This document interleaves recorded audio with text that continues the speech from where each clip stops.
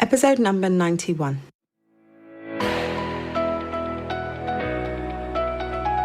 Hello, you're listening to the Career Changemaker podcast. Having the courage to leave a career that you have worked hard to build and try something else can be tough. So in each episode, we dive into key career change strategies so that you have a clear understanding of what is required to transition into a new role or a new industry without feeling like you have to start at the bottom or have to take a massive pay cut, because ain't nobody got time for that. If you are ready for frank and honest discussions about how to become a career change maker, keep listening. I'm your host, lawyer turned career strategist and executive coach, Janine Brand.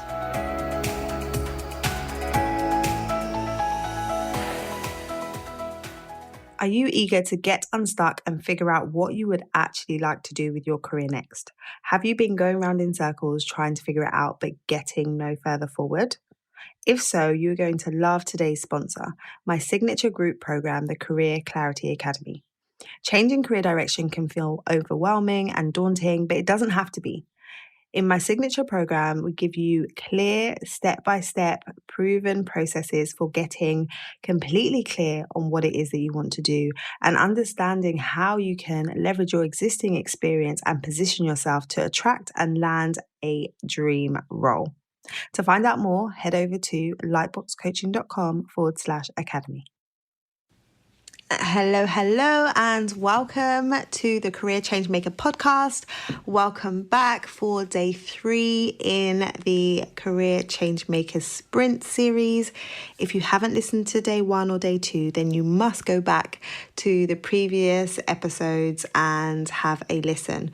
We have been diving in to the different elements that you need to consider if you are contemplating or desiring a career change in the very near future. So yesterday we talked about looking at life holistically and really considering what it is you want in your life and what you want your career to ultimately facilitate in terms of the lifestyle that you want to live.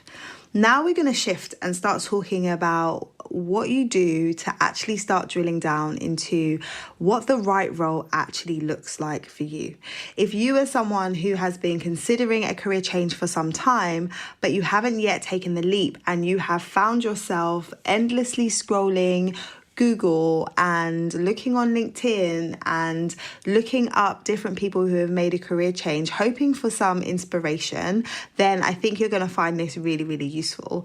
I think that oftentimes when people are thinking about doing something, we are hardwired to look for evidence that what it is that we want to do is possible.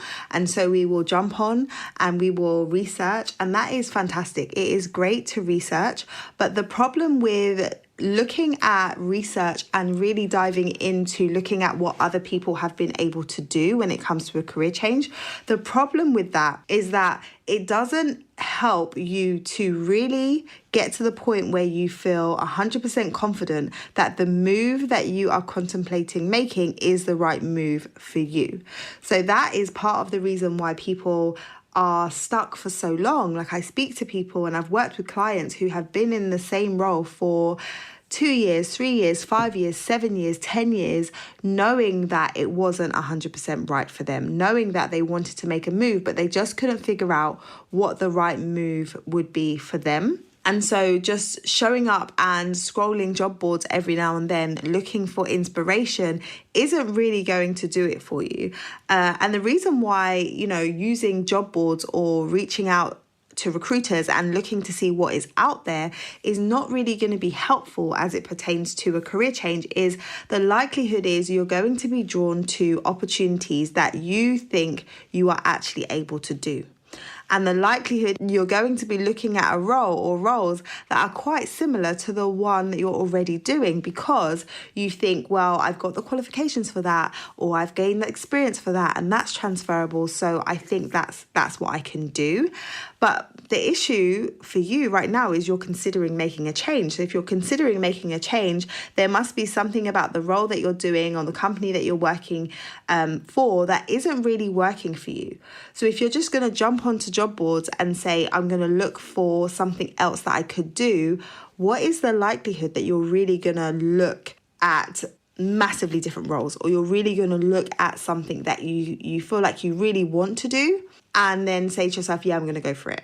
It's not likely, because if you're jumping in at this stage looking at job boards, you're going to start looking at the requirements. You're going to start looking at what they say is needed for this particular role, and you're going to count yourself out. You're going to say to yourself, well, I haven't got that much experience in this particular area, or they've asked for all of these things. I meet 4 of the 6 bullet points on this list, but I don't meet all of them. Therefore, I can't make a change.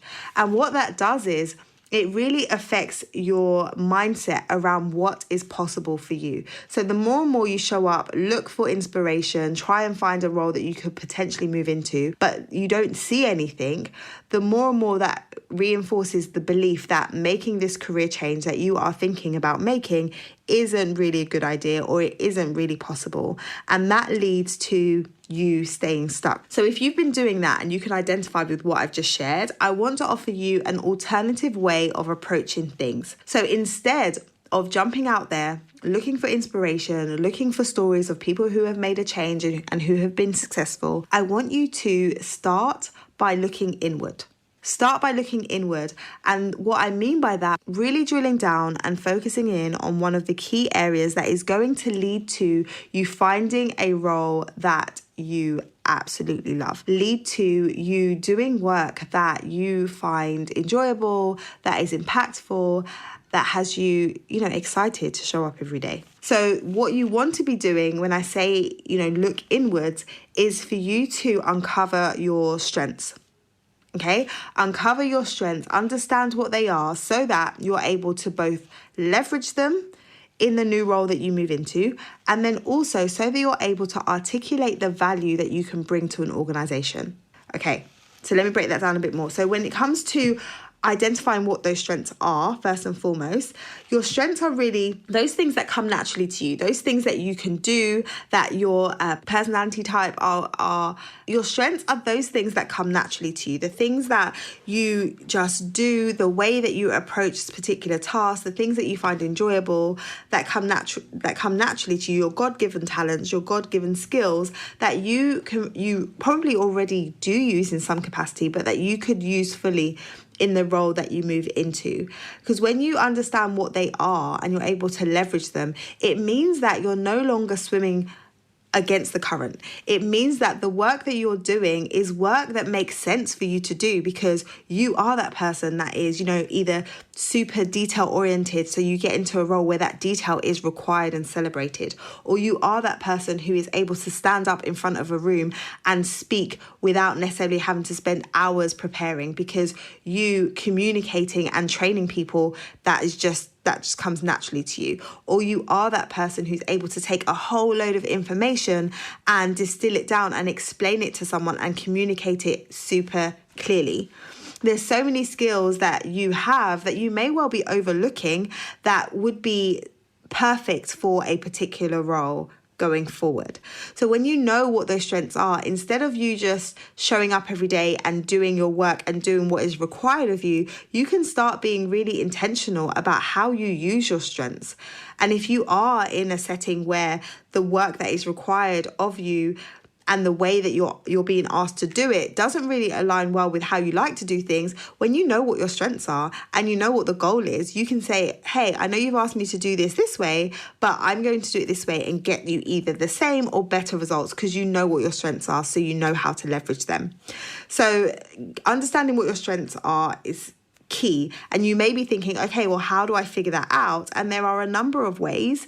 You can do online assessments that can help you to see what those are. So there's some popular ones. One is called the Strengths Finder. Another is called Strengths Profile. And I use both of these with my clients. I'll put the link in the show notes to them if you want to check them out. The other way that you can do it, which is super simple, is for you to reach out to people that you know and ask them their feedback. What do you think my top strengths are? And see what people come back with. The likelihood is you're going to get feedback from different people and they're going to say similar things. And that gives you a clue that, okay, if this is what multiple people are saying, then this truly must be a strength that I have. And when you start working on understanding yourself more and raising your level of awareness more is going to make the decision around the path that you need to take going forward so much simpler, because then you're going to be in a position where you have some real data, some real evidence, some real reason why you are pursuing particular opportunities, as opposed to just spinning your wheels, just hoping for the best, going out there, scrolling for hours, throwing spaghetti at the wall and hoping that you land on the right opportunity. You're hoping that something sticks. Instead of that, you're coming from a place of, I understand myself so much better, so then I'm able to make an informed decision about what path I take going forward. So the task for you today is to go and dive into what your strengths are. So whether you want to do an assessment or you want to reach out and ask some friends what they think, either way, I just want you to go and dive in and gain a better understanding of what your strengths are. Come over to the Facebook group, post in there, let me know what your top strengths are. I would love to know. So come over to the Career Changemaker Facebook group and post in there and let me know what your top strengths are. If you're not part of the group yet, you can head over to lightboxcoaching.com/join and that will direct you to the group. All right, so we've just come to the end of day 3. So as a recap, day 1, we looked at why it is you want to make a career change right now. Day 2, we talked about the importance of approaching your career change holistically and really understanding what you want life to actually look like so that it's easy for you to determine the type of role that's going to get you there. And then today, we've been talking about your strengths and understanding yourself better so that you're able to narrow down your options in the right way. I'm super excited to be back with you again for day 4. I will see you then. Make sure you tune in. And if you haven't done so already, make sure that you subscribe to the show so that it's easy for you to get notified when the next episode goes live. I will speak to you very, very soon. Thank you for listening to this episode of the Career Changemaker podcast. If you have enjoyed what you've heard today, then head over to iTunes or wherever it is that you listen to podcasts and leave us a rating and review. And don't forget to subscribe so that you can hear when the next episode goes live. And if you like hanging out on Instagram, then I would love for you to tag me and let me know what you really thought about the episode over there at Career Changemaker. Until next time, keep working towards your career goals and we will speak very, very soon.